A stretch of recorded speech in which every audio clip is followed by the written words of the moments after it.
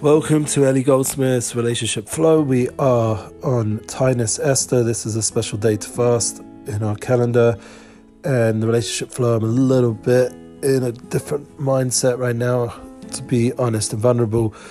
I did listen to a very good podcast. Recommend listening to Brene Brown hosted Dr. Edith Eger. We could learn a lot from her, especially about relationships, because she says an important saying, which I think is what we're going to call this class today, is T-I-M-E, is the same four-letter words as love. T-I-M-E. So what are the same four-letter words as love? T-I-M-E. Time. That's what it's all about. So I don't have much time right now for this podcast story, other than one time a week. And even today, it's a bit hard when you're fasting to process your thoughts. So we're going to do the best we can. And hopefully the time that we do get together and the time that you give me by listening in is made worthwhile, because it's something obviously very precious to give time to the people you love. And that could be the one worth thing hearing today from me, which I heard from Dr. Edith Eger, Holocaust survivor. And funny enough, Gedalia Fenster has been quoting a lot Dr. Edith Eger in his classes, and recommend also listening to Gedalia. We did post on our Breads of Israel podcast, the network, his latest class. We quotes a few times, very important quotes. And also myself, my own class, and the Unity Flow podcast, we have an update that we have the United Souls album coming out tonight, Purim night. It will be the Purim for the world, and living in Jerusalem, we'll be having Purim Saturday night, Sunday. So we'll be hearing them again, just like you guys, tonight and tomorrow. It's a one-off special Purim in Jerusalem. And it can be a little bit stressful, I have to say, when you get to Purim after being in lockdown, and suddenly the schools went back the same week of Purim, where suddenly my soulmate has to figure out how to get all the kids fancy dress and shlach manas, and and then a 3-day Purim. And thank God I'm not overwhelming her with loads of guests, even though that would be my natural tendency. But I've learned from the past not to do that, not to just overwhelm the person who's doing all the hard work with your needs. It's something we have to step back and, please God, it will be a happy Purim without all the guests. But, this year my oldest daughter will not be home, so that's a new thing. With all her friends usually come around.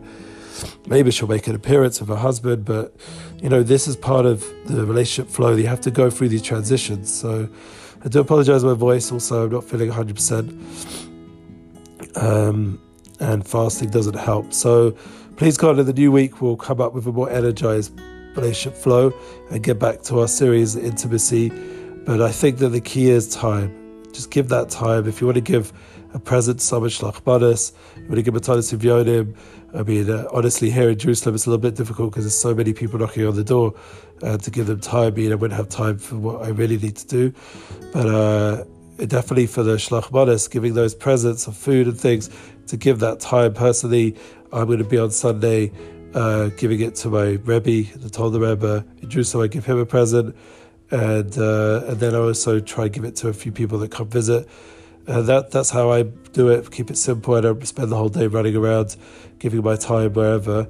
I like to be home with the family, and then later on at the end of Purim, I like to then go to the places. Like I'll be going to, one of my friends has a penthouse in the center of Jerusalem, so I just jump on a tram a little bit drunk and head over there, and it's a beautiful party usually, and then walk down the road to my Rebbe a little bit inebriated, and then thank God that's it. And thank God that will be my celebration also of my 41st birthday.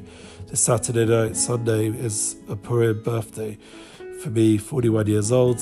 I'm sure there's a lot of deep significance to why it came out this year, Purim Sholosh, on the third day of Purim. And the idea of aim 41 is the concept of Mem Aleph, of Bina and Tshuva, and the understanding, something I could definitely work on, having more understanding and more empathy, and bring that into the time that we're talking about, the focus of relationships. And I'm hoping that's the kind of vibe we're going to have this Purim. It's something I need to work on in a big way. And in order to be able to get intimate, as Dr. Edith Eger said to Brene Brown on the podcast, you can listen there, you do have to be able to be vulnerable and expose your fears and take risks and have the will to take risks, as she said. And I think that to enter that world of intimacy is going to take a lot of more work than just the physical experience. I mean, that's where the world's fallen to. They think it's just some sort of physical connection. You just, get some pleasuring each other. But the truth, and anyone who's done some inner work knows that there's all the emotional and spiritual aspects that need to be worked on, and that takes time. To generate the love, you have to give the time. And that time is the most precious thing you have. So that will signify more than money, more than flowers. I mean, Valentine's was not so long ago. More than all those sweet nothings, it's going to be the time. Anyway, I don't want to take any more of your time. Have a happy Purim. And next week we'll see you back to the intimacy flow focus.